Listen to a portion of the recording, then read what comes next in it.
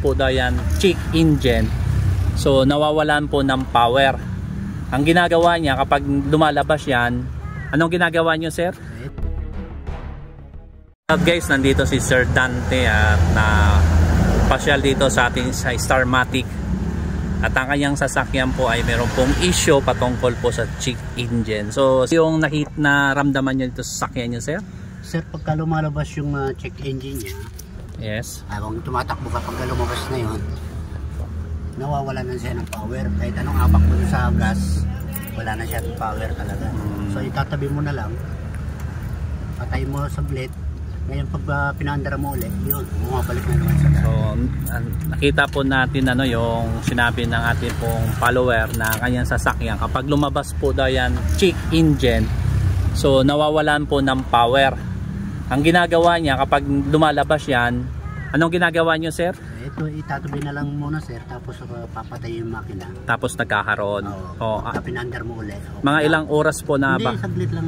Saglit lang. Tapos pag tinakbo mga ilang oras ulit nagkakaroon? Medyo kalayuan din naman matatakbo. Medyo kalayuan. Mga ilang araw nyo na yan, sir, naramdaman, sir? Itong linggo lang na to, sir. So, last week kasi Lunes. Last week lang po niya naramdaman, at ito nga po dinala po dito sa atin at na-scan po natin yan at lumabas nga po na kailangan natin linisin yung kanyang sensor para maging maayos ang sasakyan. Isang sasakyan, sir, anong sasakyan? Toyota Grand Via. Ha? Toyota. So yun po yung kanyang pong Toyota, no? So nilis, anong nilinis mo din sa dito ano lang pa, sensor lang. Sensor dito sa pedal po, na dito po kasi sa oscillator pedal po yung tinatawag natin dito, meron po yan sensor dito. So ito po yung tinatawag po natin sa safe mode po, at ngayon po okay na siya. At nga po at mamaya i-road test natin kasama po natin yung ating pong customer, at antabayanan na naman po natin at mga update.